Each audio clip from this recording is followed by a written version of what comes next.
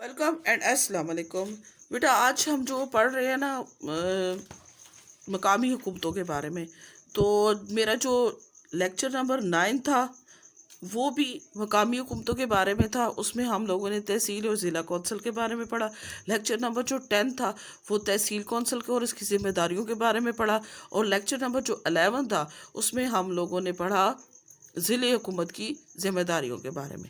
तो आज का जो मेरा लेक्चर नंबर 12 है उसमें वो मिक्स है, जिसमें हम लोग देखते हैं कि मकामी हुकूमत जो है उसकी क्या जिम्मेदारियां थी, उसको क्या काम दिया गया और उसने किस तरीके से इसको किया। तो सबसे पहले कहते हैं कि अगर हम गौर से देखते हैं, जो हमने पीछे भी देखा कि समाजी और माशरती खदमात हैं जिनकी आम आदमी मकामी सतह पर हुकूमत से तवक्को रखता है, उसका इंतज़ाम ज़िले हुकूमतों को तफवीज़ करने का मकसद ही यही है कि खिदमात बेहतर अंदाज में लोगों को उनकी दहलीज पर फराम की जा सके। जैसे देखिए हम MNA MPAs हम उनके पीछे घूमते रहते हैं, सीधी सी बात है। तो हमें वो नहीं हो सकता, लेकिन अगर अख्तियारात जो है वो निचली सतह पर मुंतकिल होते हैं तो फिर क्या है कि आपका जो नायब नाज़िम है जो आपके इलाके का है, तो आप उससे किसी भी टाइम पे कोई भी मसला हो तो उससे जाके मिलकर बात कर सकते हैं। ठीक हो गया ना। तो फिर ये था कि अख्तियारात को निचली सतह पर लाने का मकसद ही यही था कि हम लोग जो है वो अपनी दहलीज तक इन लोगों को देख सके। उनको हम बनाते हैं नाजिम और नायब नाजिम, अपने यूनियन कौंसिल से उसी को इलेक्ट करते हैं कि जिनको हम जानते होते हैं और वो भी हमें अच्छे तरीके से जानते हैं। ठीक हो गया। उसके बाद कहते हैं जब बहुत सारे बल्दियाती और समाजी खदमात की फराहमी एक कानून के ज़रिए मकामी हुकूमतों को सौंपी गई, तो सवाल होता है कि मकामी हुकूमतें इन वसाइल का इस्तेमाल कैसे करेंगे जो इन खदमात की फराहमी बल्कि बेहतर अंदाज में फराहमी के लिए दरकार है। इस मकसद के लिए कानून में क्या वजाहत की गई कि हर साल इन मकामी हुकूमतों को तरक्याती बजट का कम अज़ कम 30% दिया जाएगा। अब यहाँ पे सवाल कहते हैं कि अगर जो है बहुत से हुकूमत को सौंपी गई है तो हुकूमत कैसे इन वसाइल का इस्तेमाल करेंगे और जो खिदमात की ज़रूरत है तो वो कहाँ से सारी चीज़ें पूरी करेंगे। तो इसके लिए उन्होंने कहा कि हम लोग जो है हर साल मकामी हुकूमतों को तरक्याती बजट का तकरीबन 30% हिस्सा दिया जाएगा। इस इंतज़ाम का ये नतीजा होगा कि माली साल 2015-16 के बजट में दही और मला कौंसलों के लिए कितने 13 अरब से ज़्यादा वसाइल मुख्तस किए गए थे, जिनकी माजी में कोई मिसाल नहीं मिलती है।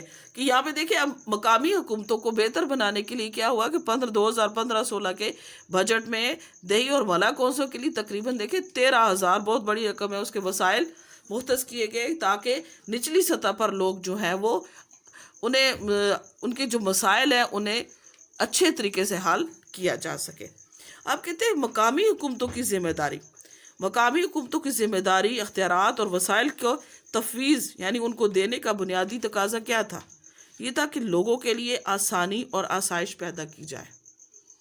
इसलिए कानून में इस बात का अमर का इंतज़ाम भी किया गया कि इन वसाइल का बाकायदा ऑडिट किया जाए।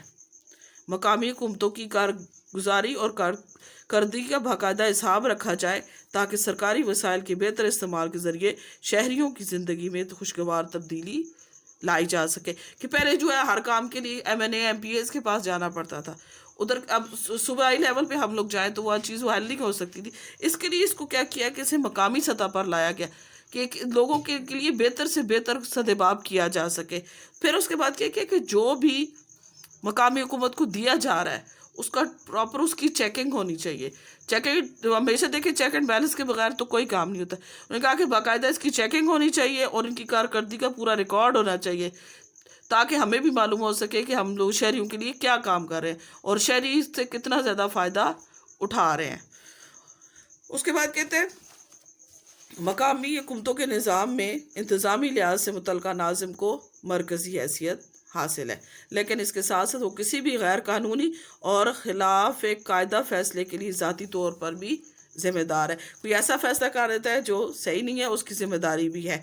इसके अलावा वो इस अमर का पाबंद है कि अपनी इंतज़ामिया और सरकारी महकमों की सहमाई रिपोर्ट कौंसल में पेश करे और कौंसल की रहनुमाई में गलतियों और कोताहियों का इज़ाला करे।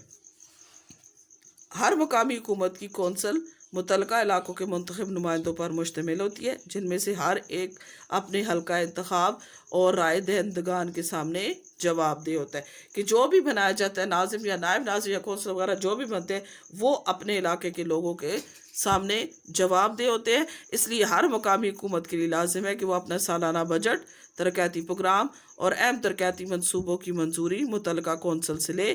اس انتظام کا فائدہ یہ ہے کہ اجتماعی فہم و فراست کے نتیجے میں بہتر منصوبہ بندی ہو سکے گی، کہ جتنا کام مل جل کر کیا جائے گا اتنا ہی بہتر رہے گا. اس لیے یہ ضروری ہے کہ جب بھی مقامی حکومت ہے وہ اپنی کونسل سے مشورہ لے اور آپس میں مشورہ کر کے سارے باہم رضامندی کے ساتھ جتنے بھی کام ہیں انہیں سر انجام دے. اس لیے مقامی حکومتیں جو تھیں یہ بہتر ثابت ہوئی ہیں کہ اختیارات کو نچلی سطح پر لے جایا گیا، اور ان کے ذریعے ہوا کہ جو انہیں اختیارات اور ذمہ داریاں دی گئی انہوں نے اچھے طریقے سے پورا کیا. اس کی وجہ سے یہ ہوا کہ جو شہریوں کی زندگی میں تھی خوشگوار تبدیلی بھی لائی جا سکی، اور جو ہے جتنے بھی مقامی لوگ ہیں وہ اپنے مقامی لوگوں کے ساتھ جو جہاں سے جو الیکٹ ہوتے ہیں وہ اپنے لوگوں کے سامنے جواب دہ ہوتے ہیں. اور ناظم اور نائب ناظم جو باقی جتنے بھی کونسلر ہیں وہ سارے مقامی حکومتوں کے جو نمائندے ہوتے ہیں وہ اپنی کونسل یونین کونسل کے لوگوں کے سامنے بھی جواب دیں کہ اگر آپ کام ہم کر رہے تھے یہ کام نہیں ہوا تو اس کی ریزن کیا ہے. یعنی جو کوئی بھی گورنمنٹ ان سے پوچھے گی، ان سے جانچ پڑتال کرے گی، لیکن اس کے ساتھ ساتھ جو وہاں کے مقامی لوگ ہیں وہ بھی ان سے پوچھ گچھ کر سکتے ہیں. یعنی وہ جو ناظم اور نائب ناظم ہوتے ہیں انہیں جواب دہ ہونا پڑتا ہے. تو مقامی حکومتیں جو تھیں انہوں نے بہت اچھے ان کی کارکردگی رہی اور لوگوں کی زندگی میں کافی خوشگوار تبدیلیاں بھی رونما ہوئی ہیں. اوکے بچے، اللہ حافظ.